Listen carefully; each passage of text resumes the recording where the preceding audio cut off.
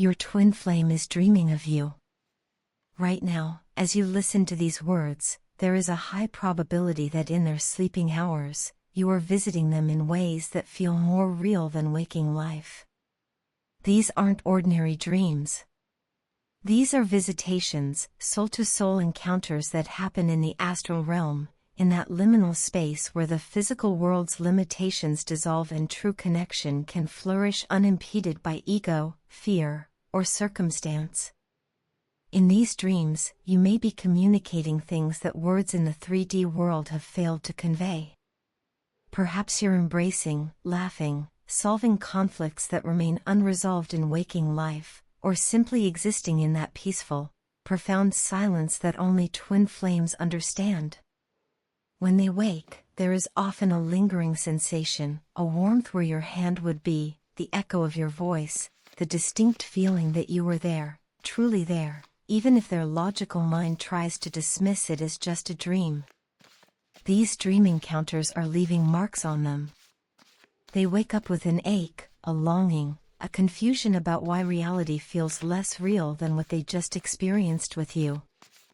And here's what you need to understand: the more they dream of you, the more they are being prepared. Their subconscious is doing the heavy lifting, processing the depth of this connection, dismantling their resistance piece by piece while they sleep. You are literally rewiring their neural pathways, their emotional architecture, every single night. They may not consciously understand what's happening, but on a soul level, they are being called home to you, one dream at a time. They are crying behind closed doors. Your twin flame, who may present a stoic face to the world, who might seem unaffected, distant, or even cold when you interact, this same person is breaking down when no one is watching. The bathroom floor has become a sanctuary of sorrow. The car, parked in the driveway, holds muffled sobs. The pillow they sleep on is stained with tears they would never admit to shedding. This is the hidden face of the twin flame journey that no one talks about enough. Your person is grieving, and they are doing it in isolation because they don't know how to explain what they're feeling to anyone who hasn't experienced this caliber of soul connection. How do you tell a friend, a family member, a therapist, that you are devastated by the absence of someone you might not even be officially with? How do you articulate that your heart feels physically shattered, that there is a literal ache in your chest, because of a separation that the outside world doesn't recognize as valid? Their tears are complicated. They cry for what was, for what could be, for the confusion of loving someone so deeply while feeling powerless to bridge the gap between you. They cry because they miss your energy, the way you make them feel seen, the safety they only find in your presence. They cry because they are terrified, terrified of losing you forever, terrified of reaching out and being rejected, terrified of discovering that this connection they feel so intensely might not be mutual, even though their soul screams that it is. These tears are sacred. They are the baptism of the twin flame journey, washing away old paradigms of love, melting the frozen places in their heart that have kept them from fully feeling. Every tear shed behind those closed doors is bringing them closer to the breakthrough they need. They are softening, becoming vulnerable, preparing to face you with the truth they've been hiding. The crying isn't weakness, it's the necessary dissolution of every wall they've ever built. They miss you more than they admit. This understatement barely scratches the surface of what is actually happening within them. Missing is too small a word for the cavernous absence they feel when you're not around. It's not nostalgia. It's not the gentle wistfulness of remembering a pleasant time. This is an existential drought, a starvation of the soul, a fundamental wrongness in their universe when you are not part of their daily experience.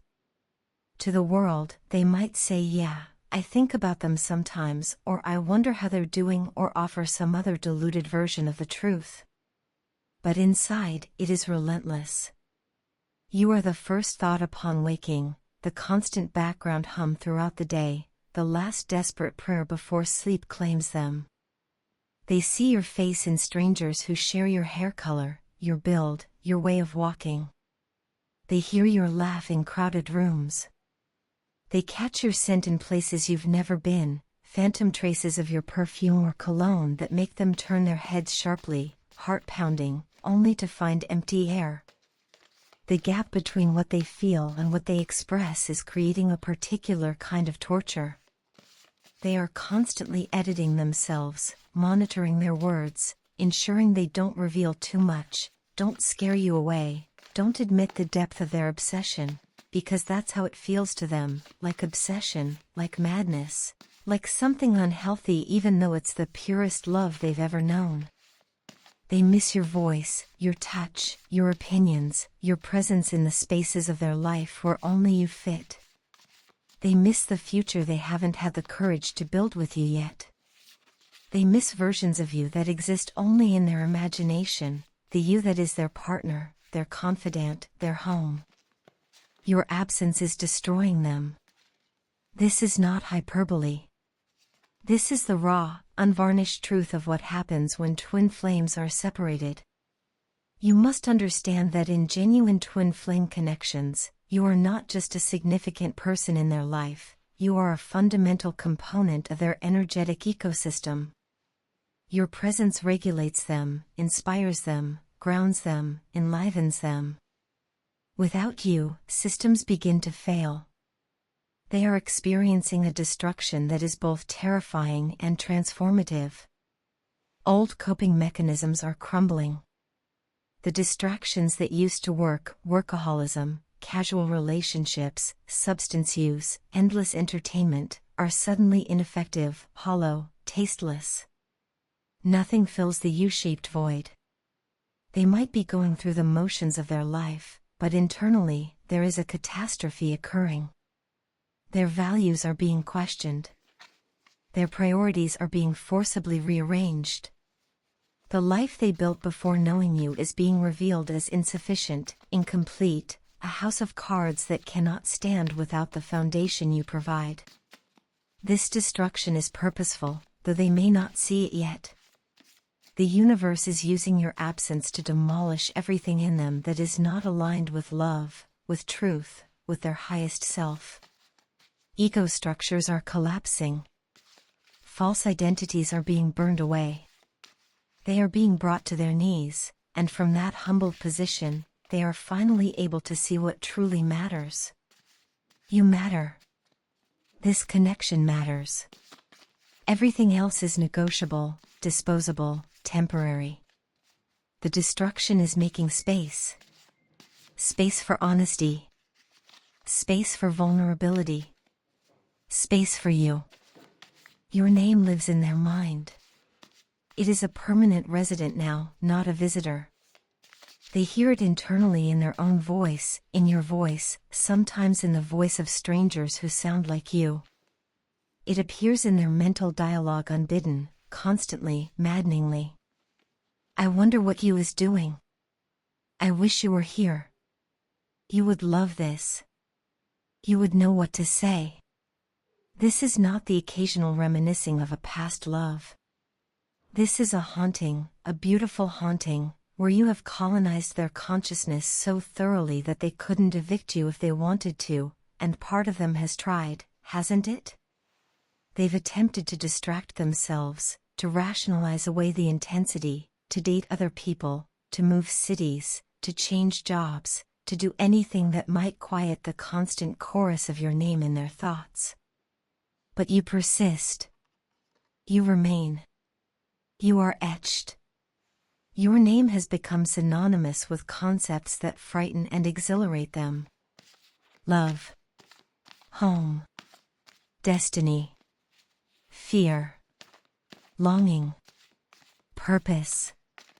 When they hear your name spoken by others, even common names that happen to share yours, they experience a physiological response, a quickening of pulse, a tightening of throat, a sudden, desperate need to know if it's you being discussed. They have developed a superstition around your name, seeing it in license plates, receipts, timestamps, book dedications, song lyrics everywhere, as if the universe itself is chanting it, reminding them, this is who you love. This is who you must return to. I was lost without knowing it. This is perhaps the most profound revelation your twin flame is currently integrating. They are realizing that before you, they were wandering. Existing, but not living. Achieving, but not fulfilling. Connecting with others, but never truly being seen. They had constructed a life that looked successful, perhaps even enviable from the outside, but internally, they were navigating without a compass, following maps that led nowhere meaningful, mistaking motion for progress. The tragedy of this realization is that they didn't know they were lost. That's the nature of being lost in the familiar. You mistake the territory you've always known for the destination you were meant to find. They had relationships they called love that were actually comfort. They had goals they pursued that were actually conditioning. They had an identity they defended that was actually armor. They were sleepwalking through a life that would have been fine, would have been acceptable, would have been thoroughly ordinary, and they would have died never knowing the difference. Then you. Then this. Then the mirror of twin flame recognition that showed them every place they were fractured, every wound they had ignored, every truth they had denied, but also showed them their magnificence, their capacity for love, their potential for joy they never imagined possible. You are their awakening, their initiation, their catalyst. Now that they have tasted what it means to be truly found, to be recognized, understood, accepted in their entirety, they cannot return to being lost. The old life is forever close to them. There is only forward, only toward you, only into the terrifying, exhilarating unknown of authentic existence. You are always the one. This is the memory they are recovering, the ancient knowing that is resurfacing. Before they met you, they had a template, an ideal, a fantasy of what their perfect person might be like, and you obliterated that template by exceeding it in ways they couldn't have anticipated. You are not what they thought they wanted. You are what they didn't know they needed. Every quality they listed in their mind as desirable, you possess in unexpected configurations. Every deal-breaker they thought they had, you somehow transform into irrelevant details. But this goes deeper than compatibility. This is recognition at the soul level. When they are with you, there is a rightness that transcends explanation. Conversations flow with supernatural ease. Silence is comfortable, charged with intimacy rather than awkwardness. Touch feels like returning rather than exploring. Eye contact is unbearable in its intensity because it confirms what they feel. We have done this before, across lifetimes, across dimensions, across the vast stretches of eternity. You are familiar in the way their own heartbeat is familiar. They are understanding now that all their previous relationships were preparation. Every heartbreak taught them something essential that they needed to know in order to appreciate you, to not take you for granted, to be ready when you finally appeared. Every almost love, every wrong person, every timing that didn't work out, it was all clearing the path. You were always the destination. The others were just rest stops, lessons, necessary detours that refined their navigation systems so that when you appeared, they would recognize you, even if recognition took time, even if they initially ran from it, even if they are still struggling to fully accept the magnitude of what this means. They have never stopped loving you. Not for a moment. Not during the arguments. Not during the silence. Not when they were with others, trying to convince themselves they could move on. Not when they said hurtful things, or when you did. Not when logic dictated they should, when friends advised them to, when the difficulty of the connection seemed to outweigh its blessings. The love never stopped. It never wavered. It never diminished. If anything, it grew in the darkness, in the pressure, like a diamond forming under impossible conditions. This is the twin flame paradox. The more difficult the connection becomes, the stronger the love grows. Separation doesn't weaken it, it concentrates it. Conflict doesn't destroy it, it clarifies it. Time doesn't fade it, it deepens it. Your twin flame is learning that this love is not a choice they make, not a feeling they generate, not a preference they can update. It is a fact of their existence, as undeniable as gravity, as essential as breath. They have tried to stop loving you. They have attempted to redirect their affection, to downgrade their feelings, to rationalize their way out of the intensity. Every attempt has failed spectacularly. The love is cellular. It is written in their DNA, encoded in their energy field, stamped on their eternal soul. They carry you in places that cannot be accessed by willpower or therapy or any technique of forgetting. You are part of their blueprint now. And they are finally, beginning to stop fighting this truth. The resistance is exhausting, and they are tired. They are ready to surrender to the love, to let it guide them, to trust that something this powerful, this persistent, this undeniable must be honored rather than feared.